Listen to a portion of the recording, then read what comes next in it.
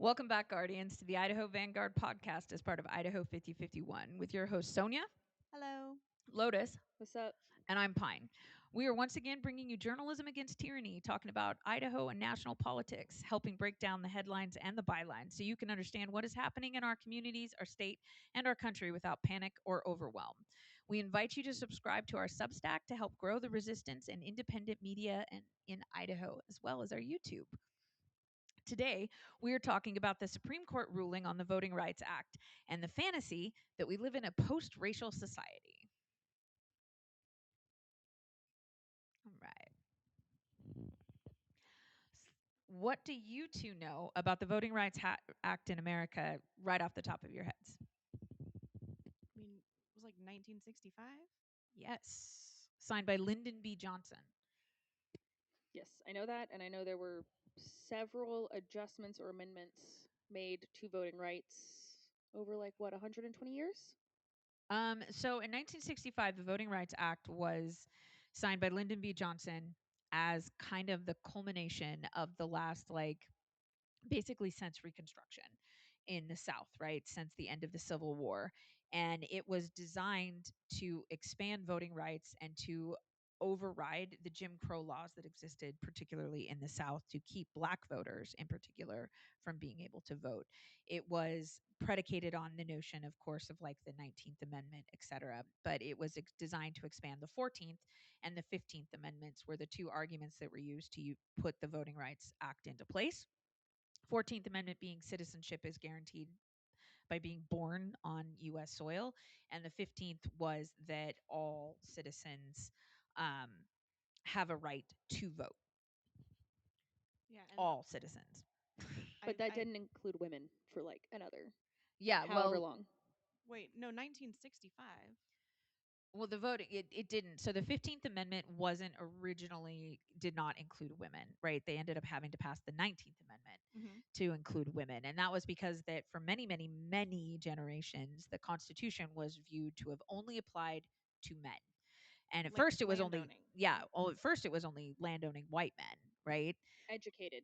Educated white men, which happened to translate roughly to landowning white men. And then it was expanded to all men, which included black men post Civil War. But then the South went ahead and did a bunch of Jim Crow laws, which they can do because voting is actually controlled by the state. So it's really important to remember that every time Trump is calling for US troops to be deployed to the polls, he can't do that. He can't. The Constitution does not grant him that power. That power exists only with the governors of the state to deploy military forces during voting. So the 15th Amendment was to include, so the 14th Amendment was citizenship determination, right, which was after the civil rights, after the Civil War, excuse me. Citizenship was granted to black Americans post slavery. And then the 15th Amendment was added to say that, yes, like the black men did get a right to vote. And then the South went ahead and gerrymandered a bunch of shit and put in a bunch of Jim Crow laws that would prevent them from being able to vote. Then later on, the 19th Amendment was passed that allowed women to vote. Now, remember, it was black women in Selma that kicked off a lot of that civil rights stuff, right? Trying to vote. The Voting Rights Act of 1965 basically overrode all of those Jim Crow laws and basically said to states, like, actually, you can't do that. You can't exclude people on the basis of X, Y, and Z, which predominantly resulted, excuse me, predominantly what they were excluding people on was the color of their skin. And they were using various and sundry ways to do that. They were trying to have literacy tests and things like that. But it all came down to they didn't want black voters voting. And it didn't matter that in those laws often swept up poor white voters as well who didn't have access to education, et cetera. So the Voting Rights Act was part of this idea of tearing down all those Jim Crow laws. It was also tied into like desegregation laws and was also fed into the creation of the Department of Education in the 70s, which then promoted people getting education so that we had an educated populace, etc. So does, what the hell happened? The Supreme Court this week, or last week, ruled on a 6-3 decision, so basically the 6 conservative judges versus the 3 semi more progressive judges decided that the Voting Rights Act sections that required the districts that would be representative in voting reflect the communities that they live in. So, for example, you couldn't chop up black voting block districts, black communities, to create separate voting to segregate those votes, basically. And so, by doing that, by undermining all of that, pardon me, um, they were able to. Excuse me. Sorry, guys. I did not realize that was still on. Um, little cell phone interruption. So what the rule was struck down was that these districts needed to be maintained intact, right? So if you had large sections of a district that were black, those communities needed to be kept intact in voting to allow for equal representation of black voices in Congress. Now you're going to take a look at Congress and you're going to go like, but there's still a lot of old white dudes, particularly in Idaho, because apparently that's the only dudes we ever send to Congress are old white dudes.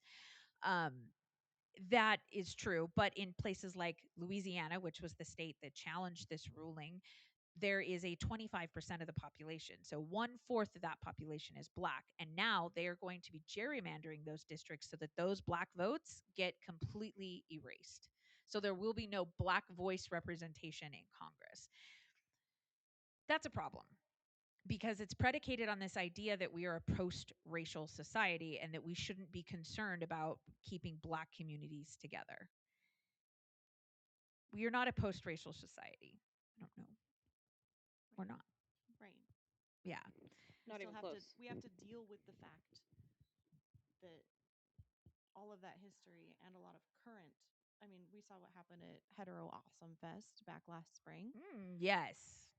David Riley, who you might remember from such hits as organizing the Charlottesville Nazi March that resulted in people getting killed. So, we have to deal with the fact that this what was it called originally, like the theory of races or some I don't Critical remember. race theory? No, like race splitting people up by the concept of race because it wasn't Segregation? always something in people's minds, right? Like Yeah. that came about like in the 1800s. Like I have a book from like I don't know, it was like 1911 or something that I picked up at the thrift store where you're flipping through it and it's like how they taught like not geography but like world I don't know the right word for it. But like awareness for kids of like Yeah. kind of like civics or something, right? Yeah. And they had one where they talked about all the different races, and you look at it and go like, oh, holy shit, people used to think like this. Oh, Right? yeah. Um, I mean, but not just think like this, like it was actively taught particularly in the South, like the idea of white superiority. but like And Well, this so was an invention. Like people yeah, invented it. yes, well, and it goes further than that. A lot of it goes into when they started really getting into psychology and stuff like that and medical science. For instance, they were taught for a very long time that black babies don't feel pain the same way that white babies do, Yep. which is just fundamentally not correct. There's still racism baked into Um, medicine now. but and Mhm. part of it has to do with the history of it and all the books that came out what late 1800s early 1900s of like here's the why they are less good humans because of the shape of their skulls, like that kind of That's rhetoric. phrenology, right? I think Yeah, that's what it's called, yeah, but all of that psychology kind of hasn't really left. Not only like women, we don't get studies done on our bodies for medicine Right. all the time. Right. The statistics for black women being studied specifically with certain things so much lower, so much lower, Mm-hmm. and it's just baked in to all of it. So for people to think that we're post-racial is well, yeah, but that absolutely was the insane. justification that John Roberts Oh used, no, the it's not Chief justification. Justice. Yeah, it's just He what said that it happened. was discriminatory to continue to maintain black voting districts Yeah. because it implied that people needed to vote differently based on race, and it the reason that those districts are the way that they are is so that there is black representation in those districts. And if you split all those up, then the vote and the interest of like the black culture and community gets erased, right? That is the point, by the way, because John Roberts has been attempting to do that since the 1980s. Well, He's yeah, if we had their argument would make much more sense if we had actual people of color in seats of power in an equal standing of their white counterparts. But that's not what happens nope. ever. I mean, very rarely. Okay, no, I can't say ever. So there's a fantasy in the right wing media circles that the reason we don't have to talk about critical race theory, the reason we don't have to discuss DEI, the reason we don't have to, have pride anymore is because we're in a post racial society and everybody's equal because X, Y, and Z happened. And the truth of the matter is we know that's not true. We know that women aren't equal to men. We know that women, by and large, make less money than men doing the same jobs with the same level of education. We know that women CEOs are far fewer in representation than men CEOs, despite the fact that women make up as equal amount of the workforce. We know that critical race theory is important to discuss because the way that black and brown people experience our world is different from white people due to systemic issues and long-term systemic issues that go all the way back to the post-Civil War era and Reconstruction era and all of this stuff. So we're going to talk about, things like the GI Bill for a long time didn't include black service members. So black service members would serve and fight overseas and fight wars and et cetera, but they still weren't eligible for the GI Bill. And that goes all the way up until like 1980 or something like that. It's absolutely insane through Vietnam, you know? And so we want to sit here and pretend that we're in a post-racial society. We're really not. Now let's be real here. We have made massive improvements in these areas, but we're talking about a system that is so deeply ingrained, and particularly in areas like the South, where that inequality is really baked into the way that culture and those communities are operating even to this day. We're not in a post-racial society, and so that to undermine the Voting Rights Act, which is to destroy the ability, and let's roll back a half a second. The states that are immediately moving to redistrict are all the same states who were members of the Confederacy, and I don't think that anybody can pretend that's a coincidence. So, to touch on the post racial thing, so a lot of people fundamentally don't understand the difference between prejudice, discrimination, and racism. Okay. True. Prejudice is in your own brain, right? Your prejudice is how you think or how someone else thinks about people different than them. Discrimination is you as an individual acting out that prejudice onto other people. Racism is a systemic thing that is produced from the prejudice and the discrimination.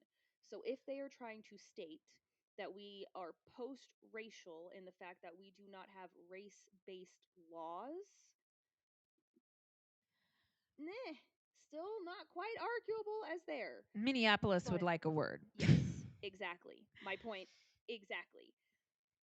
And so if people genuinely want to break down this issue and become post racial, they need to start by being post prejudicial. Yeah. Quit being prejudiced, quit being discriminatory. If you see it happening, call it out. If you see leaders that are speaking in discriminatory ways, vote them the fuck out. Don't vote for them in the primaries. Don't vote for them in November. Because if we really want that, then we as the voters need to be putting in the effort to make sure we vote in the correct people. Yeah. And so we want to talk about like the Voting Rights Act as a whole was Mm-hmm. passed because of the Jim Crow laws that existed in the South that were suppressing black votes, despite the fact that they have significant black populations. Louisiana is the state that brought this lawsuit in front of the Supreme Court, and the Supreme Court, of course, did, because John Roberts and Clarence Thomas are corrupt as shit. Voted to destroy the Voting Rights Act and undermine it completely. And Louisiana has already suspended elections to gerrymander their districts, despite the fact that early voting has already begun in That is Louisiana. terrifying. Now, the ACLU in Louisiana is already suing to stop it because you can't just now you've completely undermined those votes that have already been cast. but it's terrifying, and it's not a coincidence that it's the Hmm. same states that were a part of the Confederacy that are now going to completely eliminate. Louisiana has the second largest black population concentration in the United States. I think Missouri, or Mississippi, one of those, I can't remember which one, at the moment, has a larger black population than Louisiana. But when 25% of your population is black or black identified, that is a huge number of people to just erase their ability to be represented in Congress. Well, And that whole "my vote doesn't matter." It's not a bug; it's a feature. yeah. For certain areas, Well, and that's yeah, their they've point. done that to Idaho, in particular. Like I hear a number of people who don't necessarily vote on a strict Republican, like a straight Republican ticket, say like, well, it doesn't really matter if I vote for anyone else. And I have heard our own representatives and leaders in the state say, well, that the primary election is the election. And it's like, no. The primary election is not the election. The election happens in November. The primary election is to select who's going to run in November. What the fact that they all treat it like whatever happens in the Republican primary is a given to happen in November should disgust everyone. Whether you're a Republican, a Democrat, independent, it does not matter. It should disgust you that a primary is considered the deciding factor of an election. That is disgusting, because that means that votes are not being counted, especially in a state like Idaho, in which the Republican primary is closed. That means your vote actually doesn't matter. It's why we tried to have a push for a popular vote or to go to open primaries. And the Republican Party fought hard. They invested millions to get that, to keep that from passing, and it didn't pass by, like, it's something like 2%. It was a crazy close margin on that one. Well, and wasn't that like it was money from California that was saying don't Californify Idaho? Yeah. And it was literally like we Oh, claim Idaho is a pretty grassroots. for Yeah. the ranked choice thing. Yeah. Yeah, Yeah. yeah. Well, and So because straight up lies. California has open primaries with ranked choice voting, and it's called kind of a jungle primary because anything could happen in it. And I think that that is probably the most fair representation that we could possibly get, because it really, the primaries are completely open, and it does not matter what party you're affiliated with. You get to vote in that primary for whoever the hell you want, which is great, because if there is a fantastic candidate and you're, you're not a Republican, but you still want to vote for this Republican candidate in the primaries. In Idaho, you have to be a registered Republican for 2 months prior to primaries starting in order for that vote to count. So you actually don't get to vote for who the person you think would best represent the job. You only get to vote for that person within your party. Now, the independents don't have primaries. The Democratic primary is open. So anyone is allowed to vote in those primaries in Idaho, which means that whether you're registered Democrat, Republican, or an independent, you can cast a ballot on the Democratic primary to decide who you want to go forward. Now, keep in mind, you can only vote in one primary. You can vote in the Dem primary or the Republican primary. Primaries historically have really low turnout. And so in Idaho, we don't necessarily actually do get true representation. The way around that is to go forward and vote in the primaries. And as long as people show up en masse, then we can change that, because the primary is not the election. The primary is the primary, and it shouldn't be the deciding factor of our elections. And the fact that people are comfortable with it being that way is really, really problematic. And that's one of the reasons that the Supreme Court, being controlled by a very corrupt individual who has some very shady dealings as a Supreme Court justice that we're going to get into in a little bit, um, they did this in Louisiana so that they could basically erase the black vote and ensure that there isn't equal representation, or at least fair representation, in those districts that are predominantly black voters. Because what they are going to do, and what they are already doing in Louisiana, and I think Tennessee is doing it as well, are splitting up those districts and cutting those districts in half, which means that the people that have already started to vote and cast a vote in this election now know their vote doesn't matter, because their district is probably, it might change. And that's insane to think about, even considering doing, even though voting has already begun in those places. Because that would invalidate the vote that they already put in. Yep. And if their voting district isn't confirmed within enough time, and let's say they need a mail in ballot, they might not get their mail in ballot in time to fill it out and send it back in because they no longer count the day you mailed them. Yeah, They which count is when a they arrive. violation of the 15th Amendment, that because as citizens of the United States, you are guaranteed the right to vote. But if your vote is being undermined by different policies, then guess what? So it for me, the problem is this fantasy that these people want to live in, that we live in a post-racial society. And I'm not gonna sugarcoat and say like, or I'm not gonna lie and say that we haven't made radical improvements. We have, but the racism in this country is so baked into the system, and particularly into the government system, that it required decades of civil rights activism and people to literally die in the street, quite literally die in the street, to get the Voting Rights Act passed. And now that's been completely undermined because John Roberts, since 1980 something, when he was in Reagan's administration, has been attempting to undermine the Voting Rights Act from the get go. And I will tell you point blank, the Republican Party has been attempting to underwrite the Civil Rights Act and the Voting Rights Act since they were passed. Both of them. That is their entire platform, and it has been their entire platform since about 1968. And nothing, anything, that's what they want, is they want to pretend that we live in a post-racial, black people can vote now, so it doesn't matter, nothing else matters. And the truth of the matter is that is completely false. Absolutely. Absolutely. I can breathe. Now, I don't think we actually touched on it. What are some ways that we can actually fix this aside from maybe changing the Supreme Court? So the best way to fix this is actually to deal with the fact that the Supreme Court is corrupt. First of all, the best way to fix this is vote like your life depends upon it in the Because it primaries. does. Vote like hell in November and get the Congress back, because Congress can override the Supreme Court with a 2/3 majority. That might be a Hmm. bit of a stretch. However, what we can do directly is we can start electing representatives who will push for changing the Supreme Court. One of the theories out there is to expand the Supreme Court from 9 Hmm. justices to 13 to reflect the fact that this country is exceedingly massive, Yep. you know, 100 times larger than it was at the time the Supreme Court and the documents in the Constitution outlining the Supreme Court actually were put into place. The other one is a suggestion of term limits on Supreme Court justices. So as it stands right now, Supreme Court justices are appointed by a president and then confirmed by Congress, and they serve for life. They basically serve until they drop dead in office, like RGB, or they retire, like Scalia did, Which isn't very often. which isn't very often. They often serve right up until they, crash out. However, I think putting into term limits would be a fair representation. You get to serve 25 years, 30 years, 40 years, whatever you want to say. And then when you're done and you don't get to serve anymore. Since most Supreme Court justices are appointed later in life, they're very rarely. Kavanaugh, I think, is the youngest one currently serving. He's considered relatively young for a Supreme Court justice and a accused rapist, allegedly.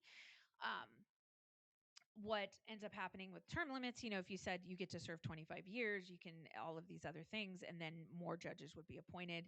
That's one way to do it. A third way, which I think is actually probably the most important thing that we need to do, is Congress needs to start passing laws about the ethics and rules that the Supreme Court is supposed to operate under. The Supreme Court has long been held to a very high standard of ethics, but there's not a whole lot of actual rules about it, which we're discovering is the same in our current government as well, that things were just considered norms and things they didn't do.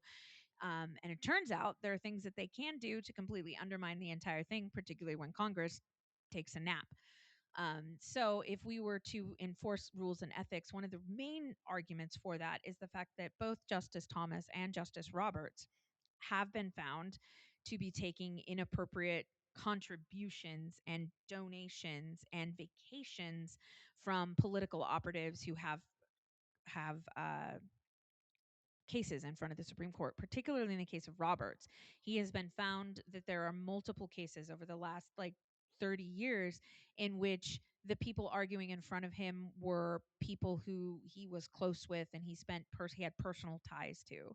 And then and invariably he's ruling in their favor, and that seems a little bit sus. Did you talk about, I think, the John Lewis legislation? No, what did go Oh, ahead. I'm not the person. Like, I didn't do my homework. I just saw something that talked about what can be done going forward.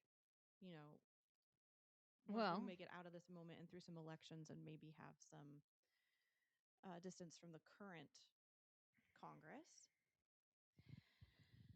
so the John Lewis Voting Rights Advancement Act is it's HR 14 Senate 4 is a proposed legislation aimed at restoring and strengthening the 65 Voting Rights Act, which have been Roberts, by the way, in particular, has passed and voted on in 2013 and 2021, different sections of the Voting Rights Act being undermined, which is what opened the door for this Louisiana case. Um, so it modernizes the pre-clearance formula, requiring jurisdictions with histories of discrimination, the South, to obtain federal approval before changing voting laws. So, in places where the Jim Crow laws were the strongest, like, I don't know, Louisiana and Mississippi and Alabama and all of those previously Confederate states, they are required to have federal oversight in changing their districts to prevent what is about to happen. And we don't see that happening right now. You know, I think it could if we can get the House and the Senate back. I mean, right this second, we don't see it No, happening. no, it might We not hope. be in terms for the midterms. So, Yeah. how do we prevent this from affecting the midterms in terms of getting back control of Congress and wrestling control from the neo-Nazi white Christian nationalist fascists? Everybody shows up to vote. That's how. Everybody. What happened in Hungary is a really good example. Hungary hadn't, Orban had Mm-hmm. passed a lot of laws that basically kept him in power in perpetuity. Putin did the same thing. Putin has been elected multiple times. He's I think just it's only been rigged like the system so 3. that he can be the only one who wins in the system, which is what they're attempting to do right now. Do And not get me wrong on that. That is exactly what the Republicans are doing right now. And I'm going to tell you the reason for that is because gerrymandering is how they win elections. Mm-hmm. Do you have something, Lotus? I was gonna say on Putin's side, allegedly, people also get defenestrated on a regular basis. Oh, yeah, they get yeeted out of So windows. when we see that happening here, we should have way bigger questions. Yeah. Um, so, yeah, both Putin and Orban are duly elected representatives of their authoritarian regimes, except Orban just lost his election. Because Orban put into all these systems that basically ensured he would be elected in perpetuity, what happened in Hungary? Perpetuity. Yes, in perpetuity. Thank you. What happened in Hungary is 80% of the population showed up and voted. It was literally so many people. And it was a landslide victory. You can't put your thumb on the scale hard enough. Yeah. They to balance out the voice of the people. Yeah, there was just no way to deny it. So that's how we do it here. Well, and that's what we Everyone do. shows up. Okay, here we are in Boise, Idaho, right? Yes. And we see, America. As much as I'm like, we build local, we have a healthy local setup here, and that is where I put most of my weight. When it comes to nationwide shenanigans, I am not just a citizen of Idaho. I Yep. am a citizen of the United States of America, and I see what is happening to my country on a nationwide level. Yep. And so I care about the fact that, I don't know how many House of Representatives folks get sent to Congress from Louisiana. I know everybody gets 2 Senate seats, right? Every Yep. single state. And then the same with like some of these other southern states. I don't know which ones, Tennessee, um, basically all up and down the South, right? That is where this legislation is going to be reducing the the beatdown politically that is coming for the Republican Party based on what they have just done, right? They're Yeah. trying to save their own butts, Yep. keep the seats, keep their status quo and feeling like they're in power. And some of that has to do with the fact that the demonization of the left, like literally, Yeah. people talk about the left as though it's demonic, right? Yeah, they do. Oh man, And they get do. themselves all worked up into a lather. So for me personally, I'm looking at what's going on in the South, and I'm looking for nationwide movements that I can support that focus on that representation. Because here in Idaho, we have 2 and 2, Yep. and not a lot's going to change for us because we're already in it so deep, right? And I don't know what gerrymandering is going to be changed on our districts. I was literally just looking at them. Mm-hmm. And I need to go back and see what's happened specifically in Idaho. But I know in the big picture, nationwide, it's not as consequential, which is part of why Idaho's in the situation it's in, Yep. where we get used as like a testing ground Oh, for we legislation. absolutely are. But that, for me, the what just happened in the Supreme Court with the Voting Rights Act isn't changing a lot in Idaho. Does that make sense? No. No, As because much we were as it already down the rabbit hole. as much as it sucks and it could cause us problems if we ever got our stuff together enough for it to matter. Right now on the ground, how it looks practically, I don't know if it's going to change much. However, nationwide, as citizens of the country, it very much matters. And this goes back to the same paradigm. It applies all over the place. How your neighbor is doing impacts you. Yep, it does. So how our neighboring states are doing impacts us. Yep. And And what our neighboring states are doing, Mhm. which you all need to keep in mind when Mike Lee from Utah starts wanting to sell public land again in Utah. Because what Utah does will eventually impact what Idaho does. The well, and same goes for Montana and Washington, etc. that's exactly where it comes back around. Mm-hmm. So legislation to sell our public lands, which our own senators that we send might be like willing to bend the knee to. I know Simpson's gone back and forth a little bit, and it's been nauseating to be like, oh, good, he's gonna actually stand up for something, and then he immediately seems to be going back on it. Um, in that situation, what matters more is what happens with the Senate and Congress overall. It Yep. doesn't matter just what Idaho's representatives that we send to the nationwide conversation are saying. It matters what everybody in that room is saying. And so that's when what happens in the South really matters for us in Idaho, especially folks who are team blue, right? Yeah. And So hopefully we'll end up with more diversity than just Republicans and Democrats. I have always been in favor of that. Like, I how can we change the system so that we don't end up with a chronic 2 parties? And it's really actually the answer to that is incredibly simple. what's the ranked choice voting, right? It's ranked choice voting, but it's also just voting. Showing up to primaries. Showing up to every haven't- election every time. Let's be real here. Even midterm elections have low voter turnout. It's let's have slightly better than John like a on. Let's primary. have John on to talk about what that looks like, because what I've seen, maybe you can just speak to it now, as long as we're not running out of time. No, we're good. We've been going kind of long. You have to be registered in that party, and then you can just submit an application with the Secretary of State, right? Yeah. And then you're running in that primary. Is that true? Yeah. And I know shenanigans can happen with voter data, because I've heard of that happening within the Republican Party, and nobody was willing to stand on business to file the lawsuits on it. So, yeah, in order to run in an election, you really just have to file the paperwork and pay your fee to enter an election, and then you're running in whatever Democrat, Republican, or independent. We only have primaries for Democrats and Republicans. So is there anybody within the party specifically that has like more of a vote than just every other voter who decides to turn up? Not really. The only thing I can think Ha- of is the voter data and potentially funding. Like Funding. the Democratic Party in Idaho gets So, funding from certain key thanks to people. The Citizens Republican United, Party gets funding from certain key people, right? thanks to Citizens United, John Roberts, again, Clarence Thomas, PACs really impact primary elections because they can provide a lot of funding to get people's names out there, etc. In Idaho, everything in the Republican Party is pretty in lockstep. Um, in order to get backing from the party itself, you have to be kind of in lockstep, but you can circumvent and like go around Dorothy Moon and get all of that. things that you need to know about the Idaho Republican candidates currently that are in the lead, et cetera, all of them, most of their funding is big business. Like Little's funding is almost entirely big businesses. Like, and it's a Right. lot of funding, but it's all big business and PACs. Mark Fitzpatrick, good old Skidmark, his funding is coming from places that looks like it's almost entirely himself. That's what I've heard.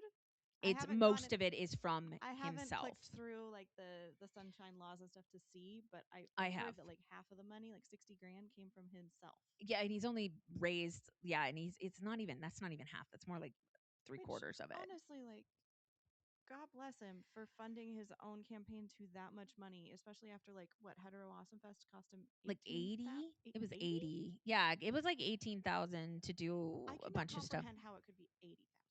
Like Because that he Maybe had dozens of that people doesn't there.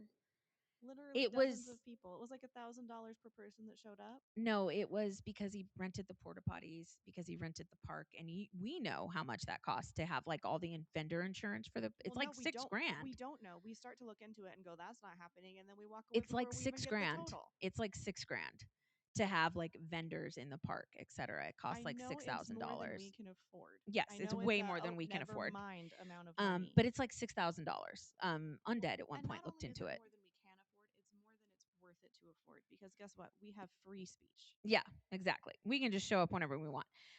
It's because he rented the porta potties. It's because he hired all of that security for it and closed off the park completely and made it into. And then he had the grandstand. All of that stuff racks up really fast to put like that big old stage he had and everything.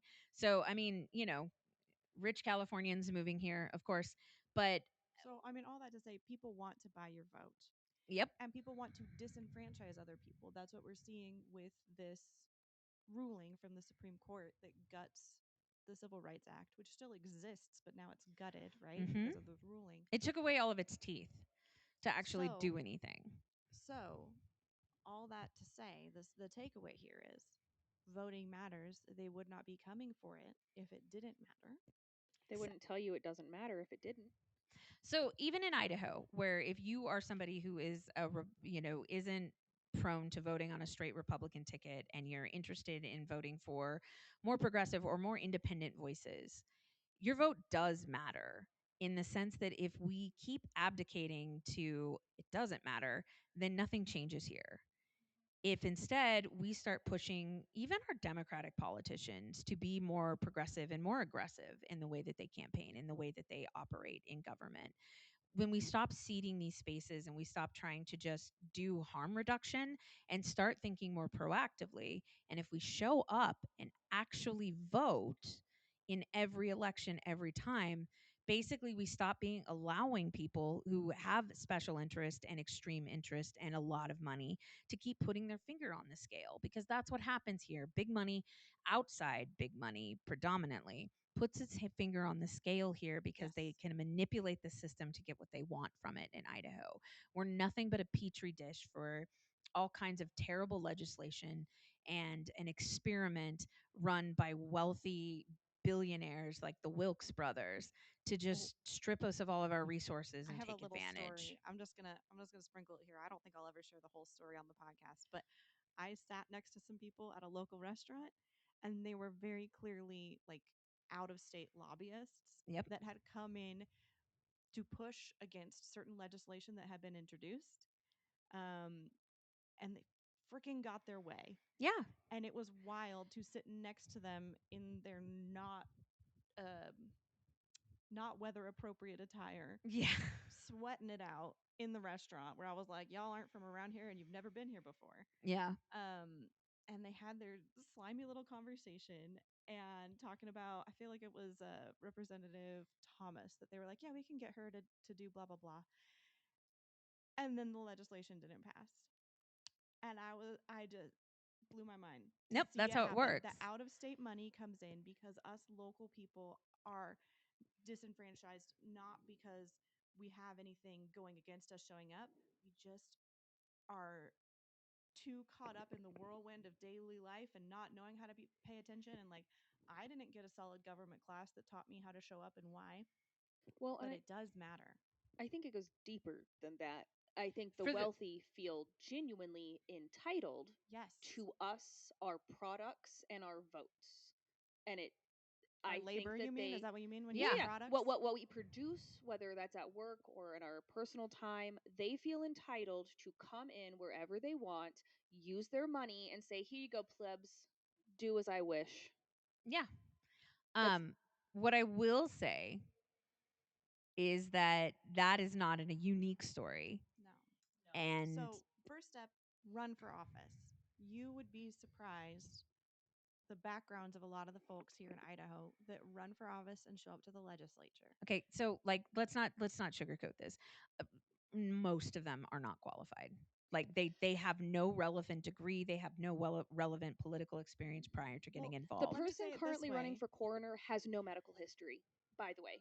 Just so Well, you know, one of the people running for current coroner in the state of Idaho has no medical history. let me say it this way. Being qualified is not something that you should be worried about in terms of like being a lawyer, Yeah. because what's going on right now and the bar for that, that's not a consideration. If you're a decent person who can learn and is willing to listen, those are the real qualifications that matter. So then you run for office and you learn about putting a campaign together. Um, and then, second to that, you show up and you vote in those primary elections. And then, third of all, you show up to vote in the general election. And that is the best tool that we have to shape the world that we live in on every level, frankly, because there's no aspect of being a human that cannot be touched by a government on some level, whether it's national, state, county, or city, right? Those we can cover every single base Yeah. of what it means to show up and be organized as humans within those governmental jurisdictions. And then, I mean, there is also business, which I view those as their own form of little governments, right? Any type of organization is governed. Um, but yeah, they wouldn't want to disenfranchise people if it didn't matter. It does matter. This is a great opportunity for us to really push to show up and vote and then be ready for what we want. And honestly, that conversation's happening now. Like, what Yep. legislation do we want to push for? Obviously, we keep talking about Citizens United and addressing that. Now we get to address, hopefully, getting this John Lewis legislation finally passed. Yeah.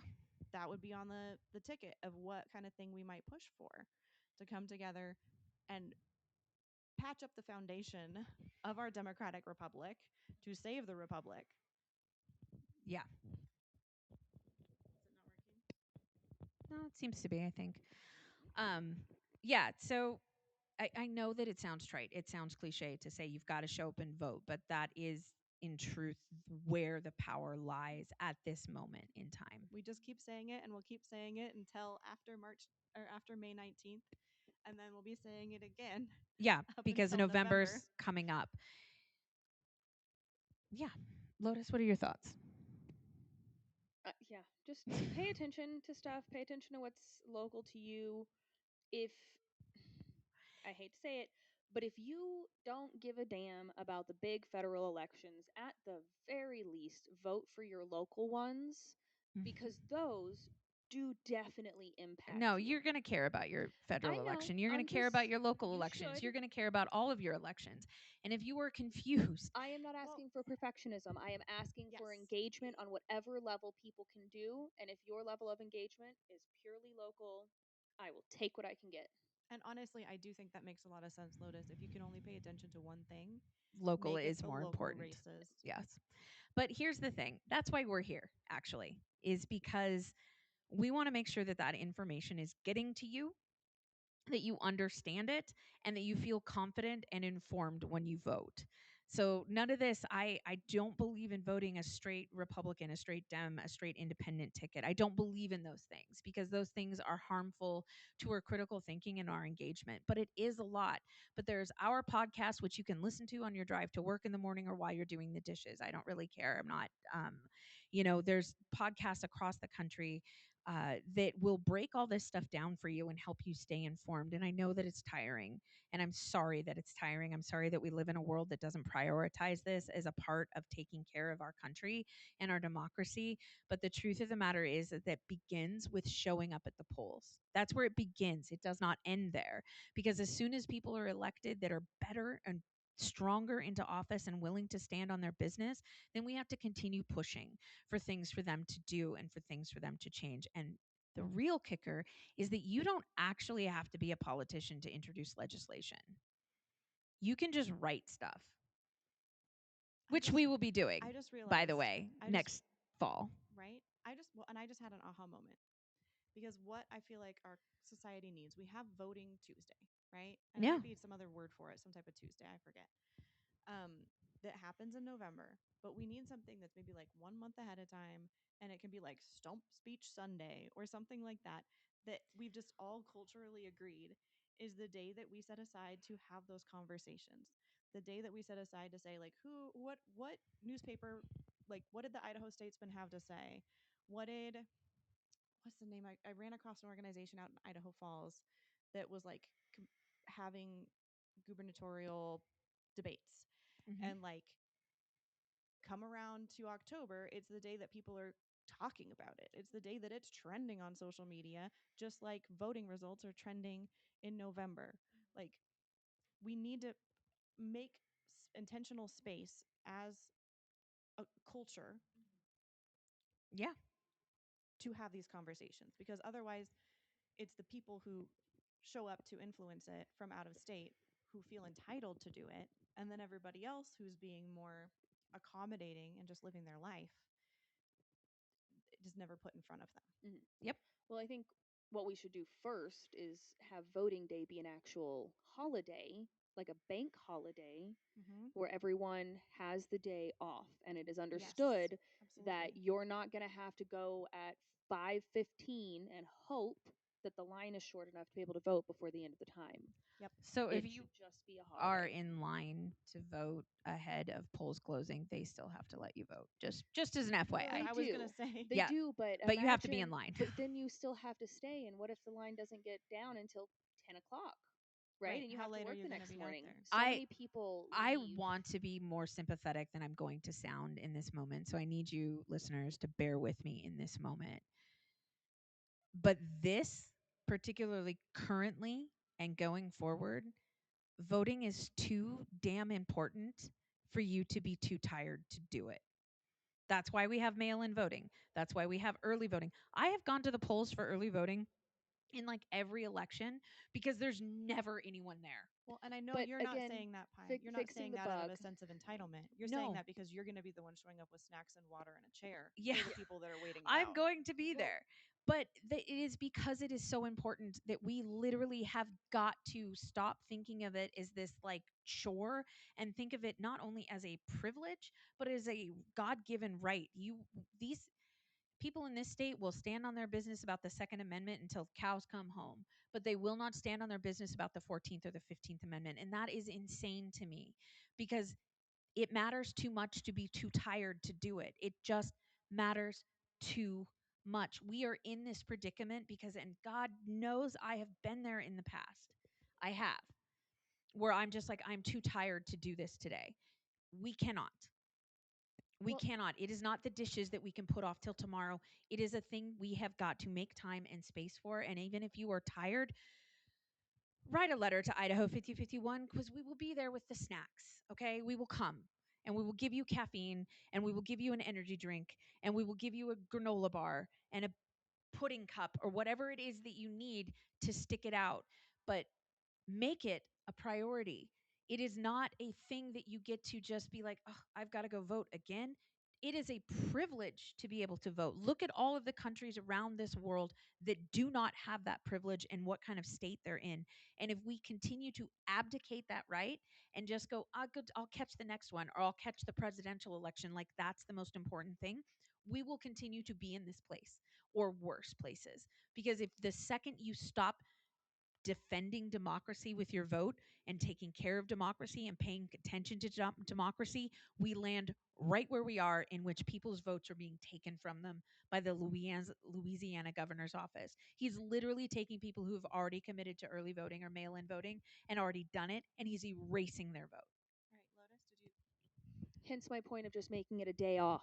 I don't disagree. In Right. in Australia, because you're running into the issue is you're running into a lot of nuanced issues. Single parents, maybe I parents who get it. work I get it. opposite So that goes shifts. on our short list. So yes, you are correct. People should not be too tired to go.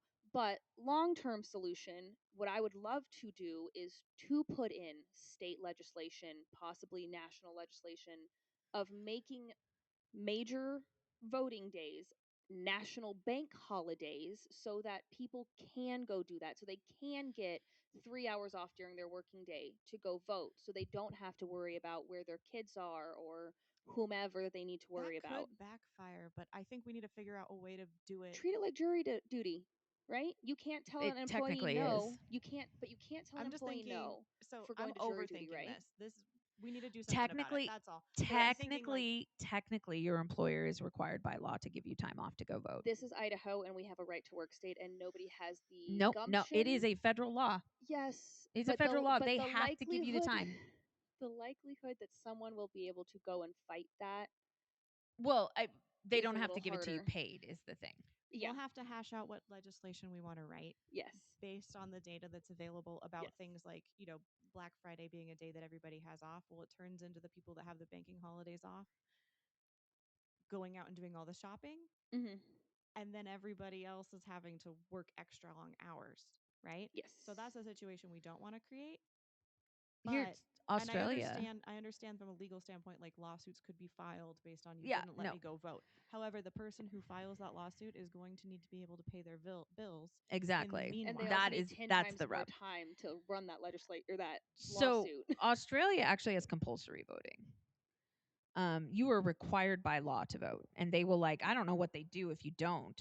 But they do create a system that it makes it easy They for do people. mail-in voting, they do early voting, and then the voting actual election day is a holiday. So, listeners, gentle listeners, if you have ideas for legislation that's already been written that considers that and the stuff we didn't name, let us know. Yeah, Email us. we're because we're Respond. going to be writing bills next I mean, fall, and that's the goal, right? no, we're doing it. I love it. I'm We here are for doing it. I'm We're here to going to support start it. writing bills. I mean, The if plane we're is flying, and we are putting it together as we go. yeah, I mean, don't get me wrong. It's not like this was ever my plan A for my life. But I figure if out of state interests like the Citizens Alliance of Idaho that is funded entirely by out of state organizations, not at all in Idaho, or the Heritage Foundations or ALEC can write 90 ALEC is the big one, is right? yeah, but ALEC is just another arm of the Heritage Foundation. Okay. The fact that those guys can write 97% of our laws in this state, so can I. Point blank.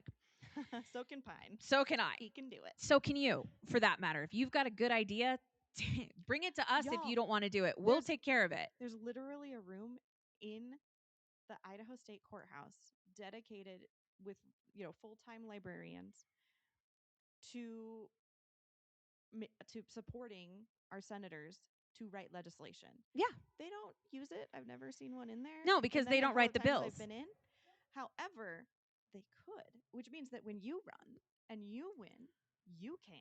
And I don't even think you have to wait until you have run to ask them for help writing legislation. I'm sure they will be willing to help in between whatever other tasks they have. Or you can just go down to the law library. So I think, well, what's the law library? The University of Idaho's law library, the BSU law library. You can just go sit in there. So and that's what we're going to be doing. Yes. As soon as we get enough of the other things we're trying, the other ideas. It's that we've been basically playing November around with. 3rd is election day. November 4th.